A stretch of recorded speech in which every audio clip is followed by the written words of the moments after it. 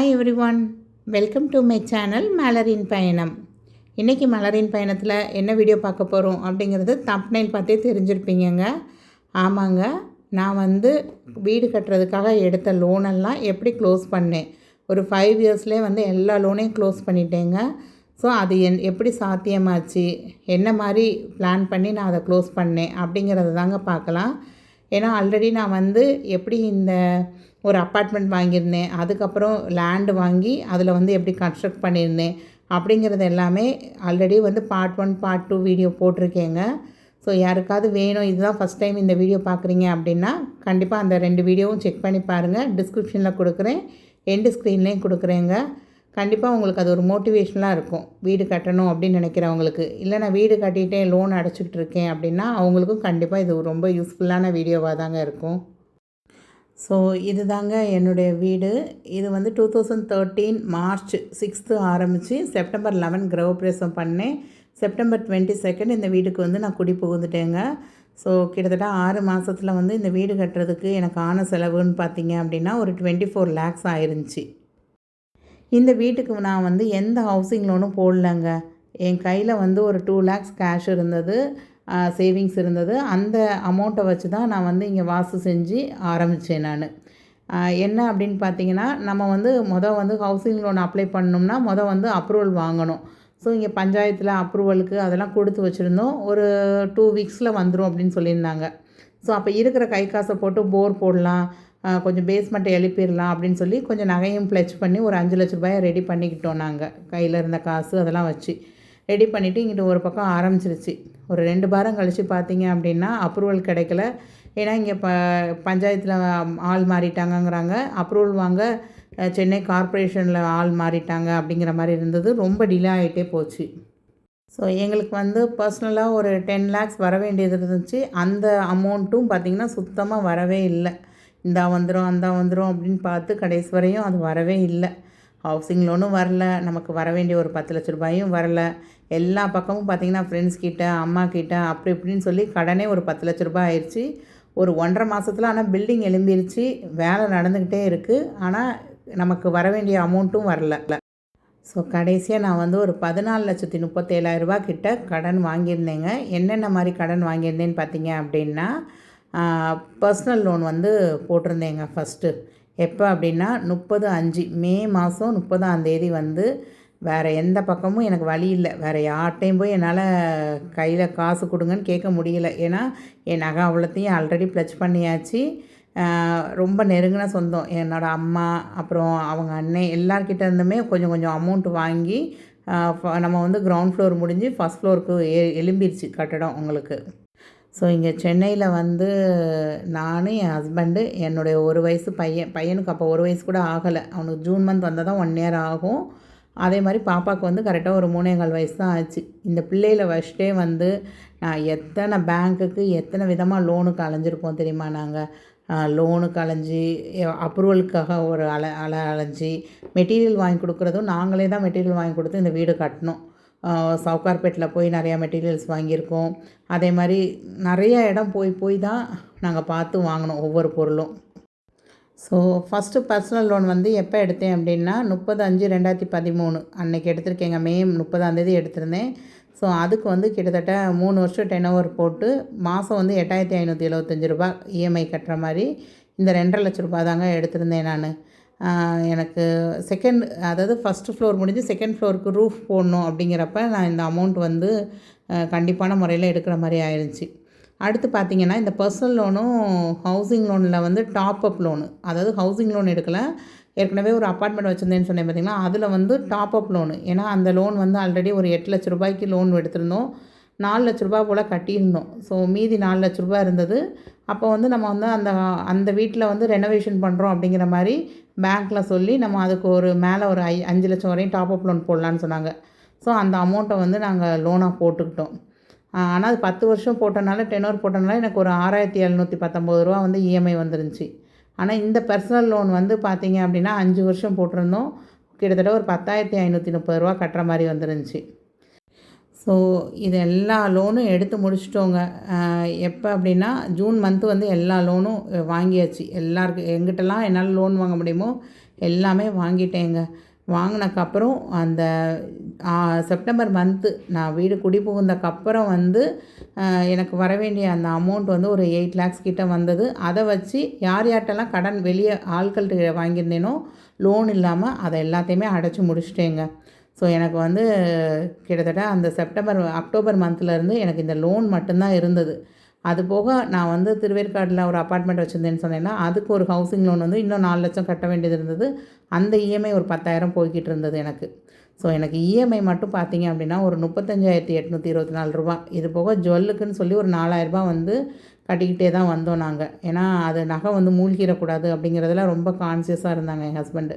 So மொத்தம் ரூ. 40,000 மாதம் பிறந்துச்சுன்னா ஒரு ரூ. 40,000 இஎம்ஐக்குன்னு எடுத்து வைக்கிற மாதிரி இருக்கும். ஸோ அவரோட சேலரி பார்த்திங்கன்னா அப்போ வந்து ஒரு 52,000 தான் கைக்கு வரும் எங்களுக்கு. ஸோ அதிலருந்து ஒரு ரூ. 40,000 பேசினா மீதி ஒரு ரூ. 12,000 தாங்க இருக்கும். இந்த ரூ. 12,000க்குள்ளே எப்படி நான் குடும்பத்தை சமாளித்தேங்கிறத இப்போ யோசித்து பார்த்தாலும் பிரமிப்பாக தான் இருக்குது. ஸோ இந்த லோனெல்லாம் வந்து கட்டி முடிக்கிறப்ப நிறையா சாக்ரிஃபைஸ் பண்ணியிருக்கோங்க. அதாவது ஆசைப்பட்டு வந்து கடைக்கு போய் துணிமணிலாம் எடுக்கவே மாட்டோங்க. குழந்தைங்களுக்கு அப்படின்னு பார்த்தீங்கன்னா எல்லா விசேஷத்துக்கும் அம்மா வீட்லேயும் எடுப்பாங்க. அதே மாதிரி இங்கே மாமியார் வீட்டில் வந்து அத்தை வந்து ஏதாவது ரஃப்யூஸ் ட்ரெஸ் அந்த மாதிரி கொஞ்சம் எடுத்து கொடுப்பாங்க. மெயினாக வீட்டு செலவு போக எனக்கு வந்து பசங்களுக்கு வந்து படிப்பு செலவு, பாப்பா வந்து ஸ்கூலில் சேர்த்துட்டோம், ஒரு சிபிஎஸ்சி ஸ்கூலில் தான். ஸோ அதுக்கான அமௌண்ட்டு அதெல்லாம் எடுக்கிற மாதிரி இருந்தது. அப்போ வந்து இந்த மாதிரி ஸ்மார்ட் ஃபோன்லாம் கிடையாதுங்க. ஆன்லைன் ஆப்லாம் கிடையாது. நம்ம வந்து இந்த Zomato, Swiggy, அதுக்கப்புறம் இப்போ வர்ற மாதிரி மீஷோ, ஃப்ளிப்கார்ட்டு, அமேசான் இந்த மாதிரி எந்த ஆப்பும் நான் யூஸ் பண்ணதே கிடையாது. அப்போலேருந்து இப்போ வரைக்கும் நான் வந்து மந்த்லி தொடங்கிடுச்சுன்னா பட்ஜெட் போட்டு தான் நம்ம வந்து செலவு பண்ணுறோம். 2014 ஜூன் மாதம் வந்து நான் வந்து ஒரு ஸ்கூலில் வந்து ஒரு சிபிஎஸ்சி ஸ்கூலில் தாங்க வேலைக்கு வந்து ஜாயின் பண்ணேன். அப்போ அவங்க என்ன சொல்லிட்டாங்கன்னா, நீங்கள் வந்து நான் வந்து என்னோடய குவாலிஃபிகேஷன் பார்த்தீங்க அப்படின்னா எம்எஸ்சி எம்ஃபில் மேத்து. நான் வந்து கல்யாணத்துக்கு முன்னாடி வந்து என்னோடய ஹோம் டவுனில் வந்து காலேஜிலலாம் வேலை பார்த்துருக்கேங்க லெக்சரராக. பட் இங்கே சென்னையில் வந்து நான் வேலைக்கு அப்படிங்கிறப்ப அவங்க என்ன சொல்லிட்டாங்க, உங்கள்கிட்ட பிஎட் இல்லை, அதனால் நீங்கள் வந்து ஃபஸ்ட்டு எங்கள் ஸ்கூலில் வந்து கிண்டர் கார்டனில் அசிஸ்டன்ட் டீச்சராக வேலை பாருங்கள். அதாவது வேலையெல்லாம் கற்றுக்கோங்க, சிபிஎஸ்சி ஸ்கூலில் எப்படி இருக்கும் அப்படிங்கிறத கற்றுக்கோங்க அப்படிங்கிற மாதிரி சொல்லிட்டாங்க. அப்போ அவங்களே சொன்னாங்க, நீங்கள் ஒரு பிஎட் முடிச்சிங்க அப்படின்னா ஒரு நல்ல சேலரியில் உங்களுக்கு இங்கே வேலை வந்து ப்ரமோஷன் கொடுப்போம் அப்படிங்கிற மாதிரி சொல்லியிருந்தாங்க. ஸோ நான் அந்த வருஷமே வந்து பிஎட், ஏன்னா அந்த வருஷம்தான் வந்து ஒரு வருஷமாக இருந்தது, அதுக்கப்புறம் 2 இயர்ஸாக மாற்றிட்டாங்க.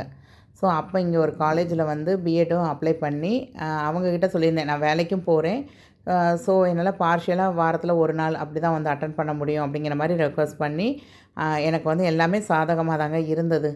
ஆனால் என்ன அப்படின்னா, என்னோடய பையனுக்கு வந்து கிட்டத்தட்ட 2.25 வயசு தான், பொண்ணுக்கு வந்து ஒரு 4 வயசு. அப்படிங்கிறப்ப அந்த 2 பிள்ளைகளையுமே டே கேரில் விட்டுருவேன் நான் சென்னையில். ஏன்னா என்னை பார்த்துக்க இங்கே யாரும் கிடையாது குழந்தைங்கள. அதனால் பிள்ளைங்க 2யும் டே கேரில் விட்டுட்டு நான் வந்து ஸ்கூலு, அதுக்கப்புறம் ஸ்கூல் முடிஞ்சதும் மதியத்துக்கு மேலே காலேஜ் முடிஞ்சு ஈவினிங் தான் வருவேன் பசங்களை கூப்பிட்றதுக்கு. ஸோ வாங்குகிற 8,000க்கு மேலே வந்து கொஞ்சம் செலவு அதிகமாக தாங்க ஆச்சு. ஏன்னா பிஎட்டுக்கு வந்து ஒரு 1,00,000 ஃபீஸ் கட்டுற மாதிரி இருந்தது. அதுக்கும் வந்து ஒரு செயின் வந்து வச்சுருந்ததா அடமானம் வச்சு தான் அந்த ஃபீஸ்லாம் கட்டினேன் நான் அப்போ. ஸோ 2013 செப்டம்பரில் இந்த வீட்டுக்கு வந்திருக்குங்க. 2014 மார்ச்சில் வந்து ஹஸ்பண்டுக்கு வந்து ஜாப் திரும்ப மாறிடுச்சு, வேறு கம்பெனி மாறுறாங்க. அப்போ நான் சொல்லிட்டேன், எந்த கம்பெனி மாறினாலும் பரவாயில்ல, நான் இந்த இடத்துல தான் உட்காந்துருப்பேன், நீங்கள் வேணால் போயிட்டு வர்றதுனா பார்த்துக்கோங்க அப்படின்ட்டாச்சு. ஸோ சேலரி வந்து ஒரு 6,000 கிட்ட இன்க்ரீஸ் ஆகிடுச்சு. அதுக்கப்புறம் பிஎஃப் அமௌண்ட்டு அந்த கம்பெனிலேருந்து வெளியேறினதுனால அது ஒரு 1,50,000 வந்திருந்ததுங்க. ஸோ இதை வச்சு நான் வந்து எடுத்திருந்தேன் பார்த்திங்களா ஒரு பர்சனல் லோனு, அந்த லோனை வந்து க்ளோஸ் பண்ணேன் நான். ஏற்கனவே பாதி அமௌண்ட் கட்டியிருந்தோம். ஸோ இருந்தாலும் மீதி வச்சு கட்டிட்டு, அது போக ஹெச்டிஎஃப்சியில் வந்து ஒரு டாப்அப் லோன் எடுத்திருந்தேன் பாருங்கள், ஒரு 5,00,000 அதுக்கு வந்து மிச்ச அமௌண்ட்டு எவ்வளோ இருந்ததோ அதெல்லாம் பரட்டி கட்டிட்டு, அந்த லோன் வந்து அமௌண்ட் வந்து கொஞ்சம் இன்க்ரீஸ் பண்ணிக்கிட்டோம். 12,000 வந்து கட்டுற மாதிரி டாப்அப் லோனுக்கு இன்க்ரீஸ் பண்ணிக்கிட்டோம். ஏன்னா இங்கே ஒரு 8,875 வந்து இப்போ நமக்கு ஸ்டாப் ஆயிடுச்சுல. ஸோ ஆல்ரெடி அங்கே எவ்வளோ கட்டிகிட்டு இருந்தோம்னா ஒரு 6,700 சில்லற ரூபாய் கட்டிகிட்டு இருந்தோம். ஸோ அதை வந்து 12,000 மாற்றிக்கிட்டேன் நான். அப்படியே டபுளாக மாற்றினனால எனக்கு வந்து 10 வருஷத்தில் முடிகிற லோன் வந்து 5 வருஷம் அப்படிங்கிற மாதிரி ரீப்ளேஸ் ஆயிடுச்சு. அதே மாதிரி ஜுவல்லும் பார்த்திங்க அப்படின்னா ஒரு 2,50,000 வச்சுருந்ததை கொஞ்சம் அமௌண்ட்டு கட்டி 1,90,000 அப்படிங்கிற மாதிரி கொண்டு வந்துட்டேன். நெக்ஸ்ட்டு வந்து 2015 வந்து என்னோடய பிஎட்டை நான் கம்ப்ளீட் பண்ணிட்டேங்க. ஜூன் மந்த்து கம்ப்ளீட் பண்ணக்கப்புறம் ஸ்கூலில் வந்து உடனேலாம் ப்ரொமோஷன் கொடுக்கல. 2 மாதம் ஜூன், ஜூலை வந்து திரும்ப கிண்டர்கார்டன்லேயே தான் வந்து நான் ஒர்க் பண்ணிக்கிட்டு இருந்தேன்.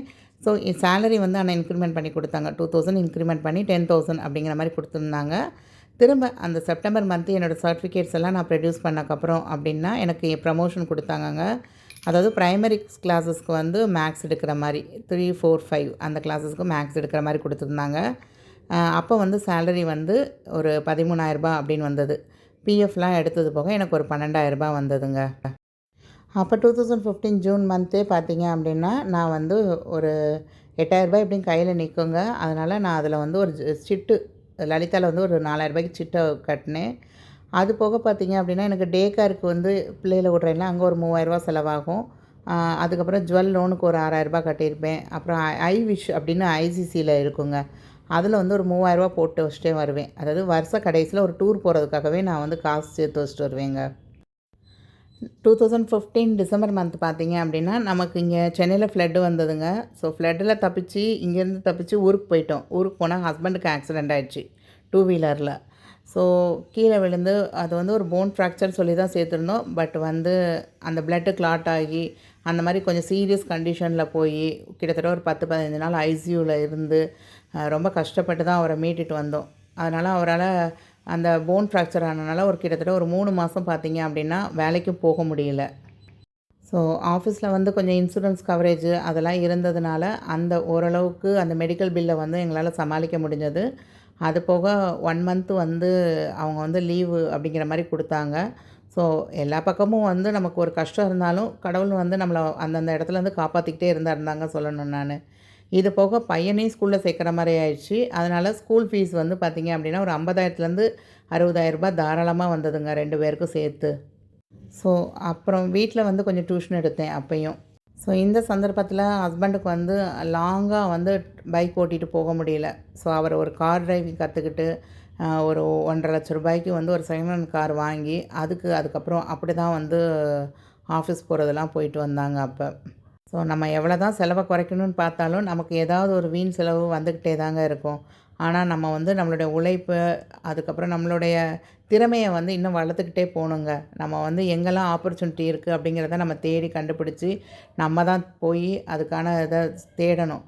யாராவது வந்து இந்தாம்மா உனக்கு நான் இந்த வேலை தரேன் அந்த வேலை தரேன்னு யாரும் கொடுக்க மாட்டாங்க. ஸோ நான் ஃபஸ்ட்டு வந்து நம்மளோட ஸ்கில்லை வந்து வளர்த்துக்கணுங்க. வளர்த்துக்கிட்டு நம்ம அதில் வந்து அச்சீவ் பண்ண பார்க்கணும். நான்லாம் ஸ்கூலில் வந்து ரொம்ப அசிங்கப்பட்டிருப்பேங்க.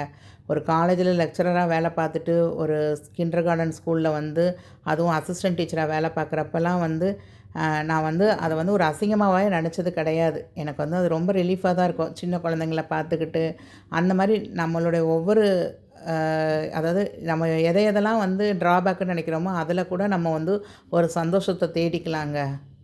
நிஜமாகவே வீட்டில் உள்ள கஷ்டத்துக்கு வந்து ஸ்கூலில் போய் அந்த பிள்ளைங்க முகத்தை பார்க்குறப்பே நம்ம ரொம்ப ஹாப்பியாக நான் ஃபீல் பண்ணுவேன்.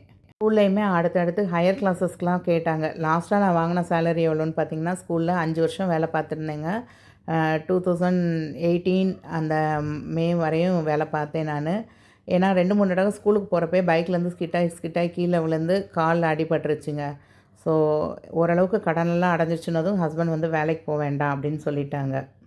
மெயினாக என்னோடய பையன்தாங்க. அவன் தான் வந்து அம்மா நீ ஸ்கூலுக்கு கூப்பிட வரமாட்ற, எல்லாருக்கும் அவங்க அம்மாலாம் வர்றாங்க அப்படின்னு சொல்லி பையன் வந்து ஏன்னா அவனுக்கு விவரம் தெரிஞ்சதுலேருந்து நான் அவனை டே கேரில் தான் விட்டுருந்தேன். ஸோ அதனால் பசங்களுக்காகவும் வந்து நான் கரெக்டாக அப்போ கொரோனா வேறு உங்களுக்கு 2019லேருந்து வந்துருச்சா. ஸோ ஸ்கூல் வேலைக்கெலாம் எதுவுமே போகலை. அப்போ வீட்டில் தான் டியூஷன் எடுத்துகிட்டு இருந்தேன். அப்பயும் பார்த்திங்க அந்த கொரோனா சமயத்தில் வந்து நமக்கு அது வந்து ஒரு தடை மாதிரி தான் வந்தது. ஸோ திரும்ப ஆன்லைன் டியூஷன் ஆரம்பித்தேன் நான் அப்போ. ஸோ ஒவ்வொரு தடவையும் வந்து நம்ம ஸ்கில்லை இம்ப்ரூவ் பண்ணி நம்மளை முன்னேற்றிக்கிட்டே போகணும் அப்படின்னோம்னா நம்ம வாழ்க்கையில் வந்து ஜெயிச்சுக்கிட்டே போகலாங்க. ஸோ உங்களுக்கு ஏதாவது தடை வந்தது அப்படின்னா அந்த தடையில் வந்து நீங்கள் என்ன கற்றுக்கிட்டீங்க அப்படிங்கிறத பாருங்கள். அந்த கற்றுக்கிட்டதுலேருந்து திரும்ப அந்த தப்பை செய்யாமல் எப்படி நம்ம வரலாம் அப்படிங்கிறத பாருங்கள். அதே மாதிரி ஒரு ஃபால்ட் ஆயிடுச்சு, யாராவது வந்து நம்ம மேலே வந்து பழி சொல்கிறாங்க அப்படின்னா அதில் என்னோடய பங்கு வந்து ஒரு 10% தான் இருக்கும். மற்றவங்களோட பங்கு 90% இருந்தாலும் அந்த 10% என் மேலே என்ன தப்பு அப்படிங்கிறத நான் வந்து ரியலைஸ் பண்ண விரும்புவேங்க. உங்களால தான் ஆச்சு அப்படின்னு சொல்லி நான் யாரையுமே வந்து எப்பயுமே ப்ளேம் பண்ணது கிடையாது. இந்த எல்லா சூழ்நிலையிலையும் எனக்கு வந்து ரொம்ப சப்போர்ட்டிவாக இருந்தது யாருன்னு பார்த்தீங்கன்னா என்னோடய ஹஸ்பண்டு, என்னோடய குழந்தைங்க தான். ஸோ பிஎட் படிக்கும் போதெல்லாம் கிட்டத்தட்ட ஒரு 25 ரெக்கார்டு எழுத வேண்டியது இருக்குங்க. என் ஹஸ்பண்ட் கொஞ்சம் எழுதி கொடுத்துருக்காங்க. அப்புறம் அம்மாவுக்கு எழுதி கொடுப்பேன் நான். அம்மா கொஞ்சம் எழுதி கொடுத்துருக்காங்க. அதே மாதிரி இந்த கடன் இருந்த 5 வருஷமும் நான் கொஞ்சம் அமௌண்ட்டாவது நகைச்சீட்டுன்னு போட்டு சேர்க்க தாங்க செஞ்சுருந்தேன். அதே மாதிரி ஒரு அமௌண்ட் வந்து ஆனுவல் லீவில் ஒரு டூர் போகிறதுக்கு, ஒரு தடவை சிம்லா, குளு மணாலி போயிட்டு வந்தோம். ஒரு தடவை டெல்லி அதெல்லாம் சுற்றி பார்த்துட்டு வந்திருந்தோம். அப்புறம் ஹைதராபாத்து, ஒரு தடவை கோவா, இந்த மாதிரி ஒரு தடவை அந்தமான் கூட போயிட்டு வந்திருந்தோங்க. ஸோ இது எல்லாமே எப்படி சாத்தியமாச்சு அப்படின்னா, ஒரு பிளானிங் பண்ணிங்க அப்படின்னா கண்டிப்பாக அது முடியுங்க. நான்லாம் வந்து அந்த மே மந்த்து போகிறதுக்கு வந்து டிசம்பர்லேருந்தே பார்ப்பேங்க. நிறையா ட்ராவல் பண்ணுறப்ப ஃப்ளைட் டிக்கெட்லாம் புக் பண்ணோம்னா இஎம்ஐயில் தான் போட்டு புக் பண்ணுவேன். ஸோ டிசம்பர் மந்த்லேயே புக் பண்ணிடுவேன் நான். ஸோ உங்ககிட்டயும் வந்து ஒரு பிளானிங் இருக்குது, உங்கள் ஸ்கில்லை வளர்த்துக்கிற திறமை இருக்குது அப்படின்னா கண்டிப்பாக நீங்களும் வாழ்க்கையில் அச்சீவ் பண்ணிகிட்டே போகலாங்க. நெக்ஸ்ட்டு ஒரு கொரோனா சமயத்தில் ஒரு அடி வாங்கினேங்க. அடி வாங்கினதில் தான் சொந்த ஊரில் ஒரு வீடு வாங்கணுங்கிற ஒரு வைராகத்தில் வீடும் வாங்கினேன். ஸோ அதுக்கு வந்து எல்ஐசியில் ஹவுசிங் லோன் போய்க்கிட்டுருக்கு. ஸோ அதை வந்து எப்படி நான் க்ளோஸ் பண்ணுறதுக்கு முடிவு எடுத்திருக்கேன், அது என்ன மாதிரிலாம் பிளான் பண்ணியிருக்கேன் அப்படிங்கிறது எல்லாமே நெக்ஸ்ட் வீடியோவில் பார்க்கலாங்க. தேங்க்ஸ் ஃபார் வாட்சிங் த வீடியோ. சப்ஸ்கிரைப் பண்ணாமல் பார்க்குறவங்க சப்ஸ்கிரைப் பண்ணிவிட்டு பாருங்கங்க. லைக் பட்டனை தட்ட மறக்காதீங்க. பாய்.